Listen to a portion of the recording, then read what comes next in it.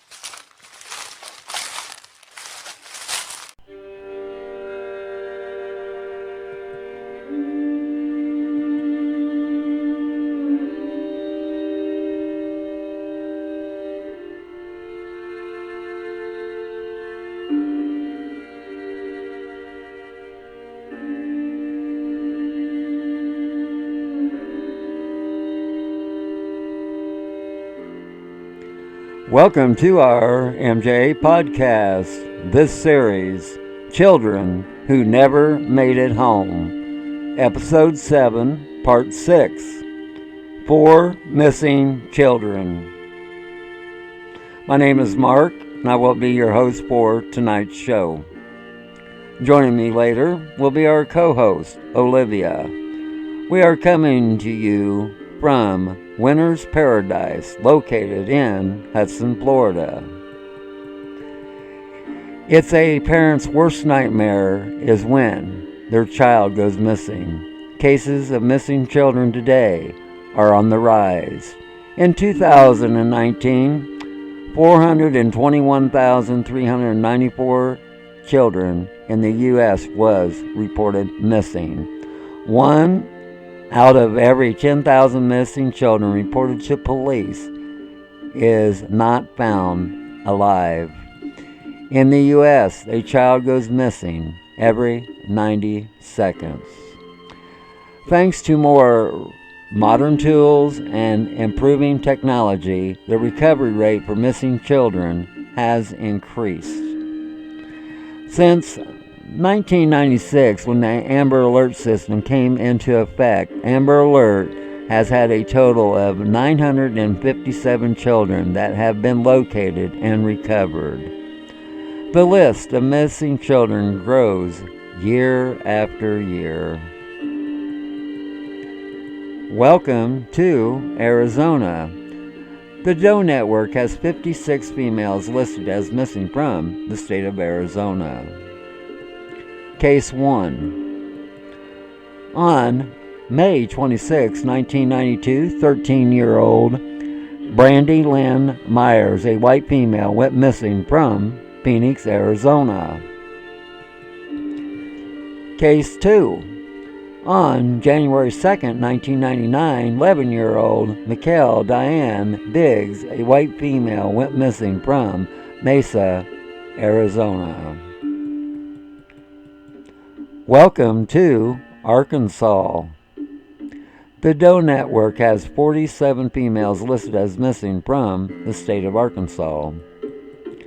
Case 3. On June 9th, 1995, 6-year-old Morgan Chantel Nick, a white female, went missing from Alma, Arkansas. Welcome to California. The Doe Network has 467 females listed as missing from the state of California. Case 4. On April 27, 1973, 6-year-old Tracy Lynn Davenport, a black female, went missing from San Rafael, California. Let's take a pause for the cause, and when we return, our co-host Olivia will be on the line, and we will profile 4 missing children cases. Be back in a moment.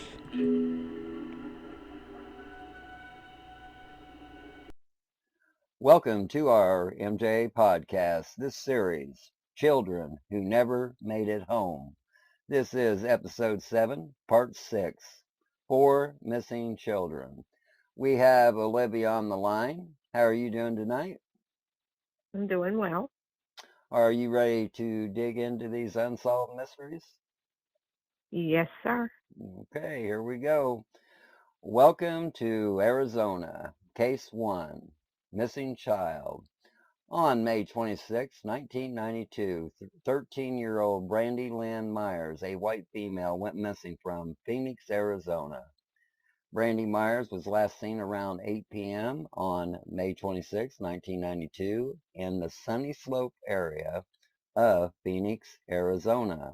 The 13-year-old Myers was on the corner of 10th Street and Hatcher Street at the time with a friend. They were selling items door to door for a school readathon fundraiser for Sunny Slope Elementary School, where Brandy Myers was in the 6th grade. 13-year-old Brandy Myers has never been heard from again. The day after Brandy disappeared, authorities who were searching for her found another teenage girl in the Central Arizona Project Canal.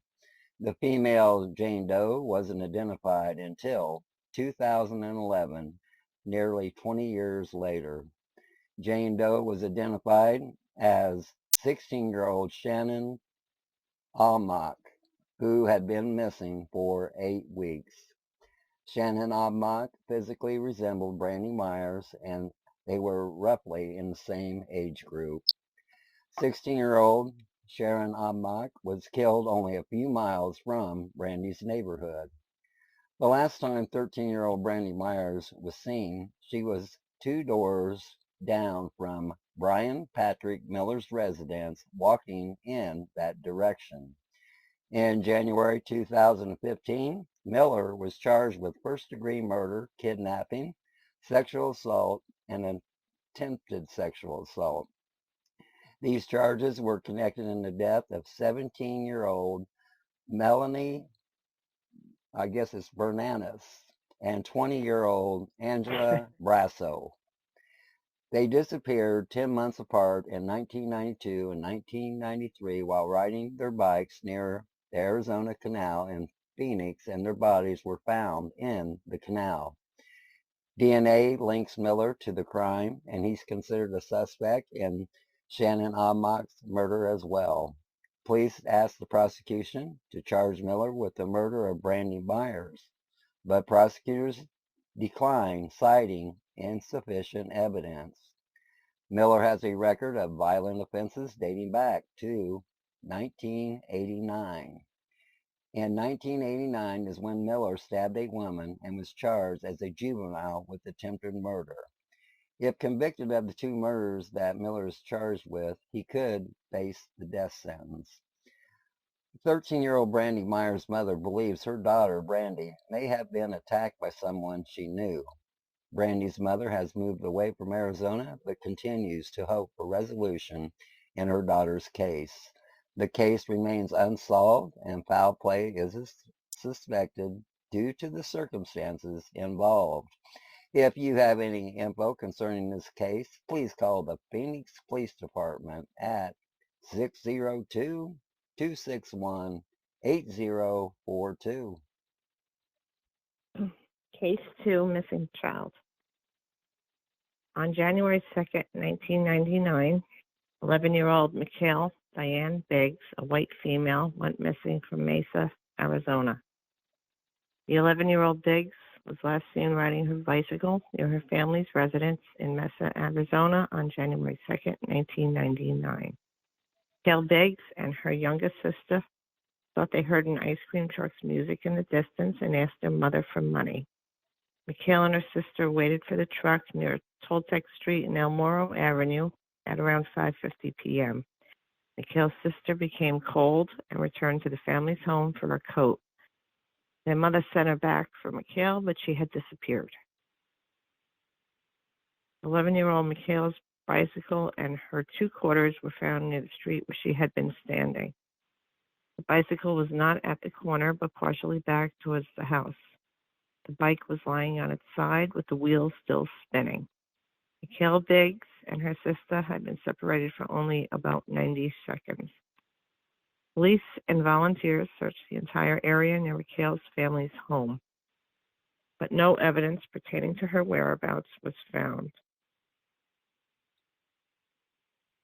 Search dogs lost the 11-year-old scent only after a few feet, suggesting that 11-year-old Mikhail Biggs was placed into a vehicle and driven away. Police were unable to confirm if an ice cream truck was in the area at the time of her disappearance, but all ice cream vendors in the area were cleared of involvement in the Mikhail Biggs case. Known sex offenders in the vicinity were also cleared of any connection to Mikhail Biggs. There have been many false leads in the Mikhail Biggs case. On January 9th, 1999, police dug up what appeared to be a freshly dug grave outside of Mesa, but they found nothing.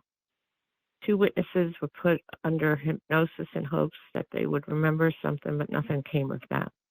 A copper-colored Jeep was reportedly spotted near the Biggs home at the time the 11-year-old female was last seen.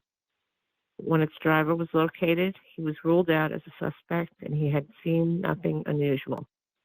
Houses in the neighborhood were searched with the consent of the owners, but nothing was found.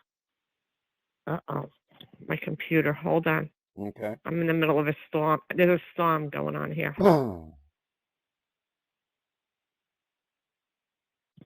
Only one homeowner refused to permit a search, but he is not considered a suspect. On March 10th, 1999, it was reported a man tried to abduct 2 girls, a 10-year-old and an 11-year-old from a schoolyard.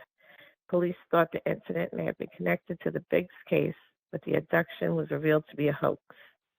Investigators have released sketches of 2 possible suspects in the Mikhail Biggs disappearance. The sketches were not widely publicized since the authorities are not certain if the men are connected to the case. The Biggs family believe they know who was responsible for Mikhail's apparent abduction. The man, D. Blaylock, lived 2 blocks from the Biggs home in 1999. Blaylock had prior convictions for sex offenses in 3 states and was registered as a sex offender. In 2001, D. Blaylock was convicted of raping a neighbor and trying to kill her. Blaylock is presently serving a 15-and-a-half-year sentence in an Arizona prison. Blaylock's wife provided him an alibi for the time 11-year-old Biggs disappeared, saying he was in their home garage the entire night. Mikhail's parents visited him in prison and asked directly if he had been involved in her disappearance. But Blaylock repeatedly told them he knew nothing about it. On the 5th anniversary of the disappearance of Mikhail Biggs, the family held a funeral for her with an empty casket. The family believes Mikhail was murdered shortly after her disappearance. No charges have been filed against anyone in the Mikhail Biggs case. There are few leads in the Mikhail Biggs' disappearance and her case remains unsolved. If you have any info concerning the case, please call the Mesa Police Department at 480-644-2211. Welcome to Arkansas. Case 3, Missing Child. On June 9, 1995, 6-year-old Morgan Chantel Nick, a white female, went missing from Alma, Arkansas. Morgan Nick attended a Little League baseball game with her mother in Alma, Arkansas on June 9, 1995. The 6-year-old Nick joined her friends to catch lightning bugs near the baseball field later in the evening. Morgan was last seen at around 10:45 p.m. as she stood near her mother's Nissan Stanza in the parking lot. The 6-year-old Nick was emptying sand from her shoes at the time. Morgan Nick, a 6-year-old female, has never been heard from again. Witnesses told police they observed an unidentified Caucasian male watching Morgan play on the field earlier in the evening. The man apparently approached the group of children playing with Morgan and asked him a question. Investigators have not publicly released any additional details about the conversation. The suspect is described as being 23 to 38 years old in 1995 and around 6 foot tall, maybe 180 pounds. The suspect had on a black or salt and pepper hair, which combed to the back, possibly curly, and he had a mustache and 3 to 4 days growth of a beard. The suspect also had a hairy chest. He wore cut-off blue jean shorts, no shirt or shoes, and spoke with a hillbilly-type dialect or accent. The unidentified man may have been driving a red Ford pickup truck with a white camper shell, which had windows covered with curtains. The vehicle left the field's parking lot at around the same time that 6-year-old Morgan Nick disappeared. The truck had a dull paint job due to the age and a short wheelbase. The camper was possibly damaged on the right rear end side. Witnesses stated the camper appeared to be 4 to 5 inches shorter than the truck. Police later learned the truck was caught on a home video by a person who was recording the Little League ball games that night. It is impossible to see the truck's driver in the video. 2 attempted abductions occurred in the general area on June 9th and 10th of 1995. In Alma, Arkansas, a suspect resembling Morgan Nick's abductor enticed a 4-year-old girl into his red truck. The abduction was interrupted and the girl was saved when her mother saw them and screamed. In Fort Smith, 15 miles away from Alma, a suspect tried to entice a 9-year-old girl into the men's restroom at a convenience store. The man stopped when the girl resisted. Police announced that the incidents both involved the same man. While the individual involved in these incidents has not been confirmed to be the same man sought in Morgan's case, the man resembles the suspect in her disappearance, and so did his truck, and police believe the events are linked. In 2021, police named Billy Jack Lennox as a primary person of interest in the Morgan Nick abduction. Lennox died in prison in 2000 while serving time for an attempted child abduction. The attempted child abduction occurred within 2 months of 6-year-old Morgan Nick's disappearance and only a few miles away from where she was last seen. Investigators are trying to learn more about Lennox's life, associates, and activities. Police were able to locate and take possession of Lennox's pickup truck. Police found some hair as well as trace amounts of blood on the seat, but there wasn't enough DNA to make a match to anyone. They also found a blue-green cotton fiber in the mat under the seats and is believed it may have been the Girl Scout shirt Morgan Nick was wearing on the day she went missing. There have been unconfirmed sightings of 6-year-old Morgan Nick throughout recent years, but she has not been located. The suspect and his possible vehicle remain unidentified. If you have any info concerning this case, please call the Arkansas State Police at 479-783-5195. Welcome to California. Case 4, missing child. On April 27, 1973, 6-year-old Tracy Lynn Davenport, black female, went missing from San Rafael, California. Tracy Davenport was last seen leaving on her way to school on April 7, 1973. 6-year-old Davenport lived at the Bermuda Palms Motel, now a Motel 6, in the 700 block of East San Francisco Boulevard. Davenport was in kindergarten at school.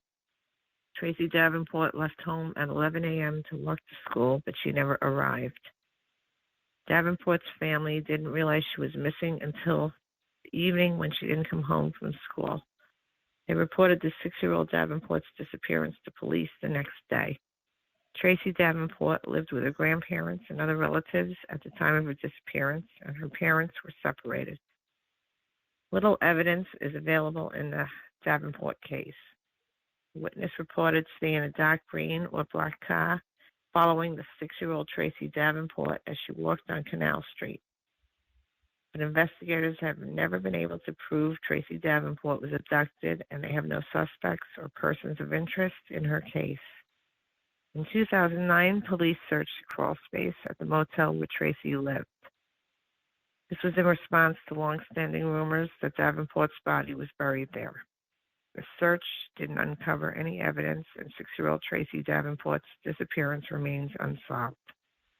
If you have any info concerning this case, please call the San Rafael Police Department at 415-485-3000.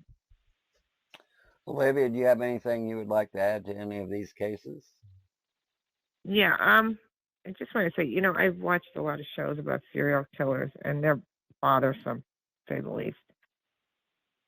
But when it gets into children, there's no excuse for that. I have a question for you, because you've dealt with stuff like this in the past. Do you think something from the predator's childhood would prompt them to harm a child? Because I don't know why anybody would want to take a child. I can't wrap myself around that. Well, there's been different studies about different child predators, and yes, Right. they have learned at least 80% of the ones that's been interviewed, yes, at some time or another in their life They they were were abused. abused, and some of them physically, mentally, and sexually, and some of them just physically, some of them just mentally, and some just sexually. And then when you have Ugh. all three of them, yeah, that puts a lot of damper on a child's life. But now here's another thing. The study will also tell you that sometime when you get to a certain age, you decide whether you're going to continue what you're doing or stop the cycle. And Mm. the ones that stopped the cycle, it was too late for them. They were already on the run. They was already wanted, and so on and so on. But after they was caught, um, Right. like I said, they told about how they turned things around. And if they hadn't committed the crimes in the past, yeah, they would have turned their life around, but it was done too late. So yeah, Yeah. there's a Yeah. lot of studies about all that. And Because I was always curious. Serial killers, they analyze them psychologically also, but a lot of them, they're just nuts. But most of them are just, they have normal lives. They're yeah, married, most of them, they have a family. But this, harming children, it's just, it's It bothers me. It bothers Oh most yeah, and people, see, there's organizations out there, there's people out there that their beliefs are, for whatever reason, it shouldn't be against the law to have sex with underage children. That's I mean, disgusting. yeah. As a matter of fact, there was a politician elected in Virginia, and nobody knew about his beliefs until he got elected. Well, he didn't last very long. He was impeached, Mm, and oh boy. that was one of his beliefs, that there shouldn't Yeah. be no child molesting laws and this, that, and the other. And then let's get back Yeah. to the child predators. Yes, they might have been abused, this, that, and the other, but to me, in my There's no experience, excuse. yeah, that's no excuse. You make the decision No. whether you're going to do what was done to you or, Exactly. You could turn yeah, yourself around. there you I go. mean, I was not abused ever, as a child. I don't know what it's like. I can imagine it's horrible, but that's a choice you have to make. I mean, Yeah, yeah, you can end that cycle. yeah. A lot of people have Yeah, said and that that's they've, what I'm saying. people on TV, you see it, they were abused as a child. They didn't go on a killing spree, It's Yeah, just, there's something up there, yeah, something that's not right, yeah, and it just didn't shut off. yeah. Okay. Okay, I want to thank our viewers and listeners for tuning in tonight, for you all have been so kind. I want to thank Olivia for being on the show tonight. And I have a quote for you all. Not in doing what you like, but in liking what you do is the secret of happiness. James M. Barrie. Always remember, folks, that if you ever get bored with nothing to do, well, take a walk deep into the woods. You might be surprised at what you might find. That's the end of our MJ podcast. This has been episode 7, part 6, the series, Children Who Never Made It Home. We say to all you, good night from Hudson, Florida. What does it look like in heaven? Is it peaceful? Is it free like they say? Does the sun shine bright forever? Have your fears and your pain gone away? Here on earth it feels like every day good is missing since you left. And here on earth everything's different. There's an emptiness. Oh, I hope you're dancing in the sky, and I hope you're singing in the angels' choir. I hope the angels know what they have out there is so nice up in heaven since you arrived. Now tell me, what do you do up in heaven? All your days filled with love and light. Is there music? Is there art and invention? Tell me, are you happy? Are you more alive? 'Cause here on earth it feels like every day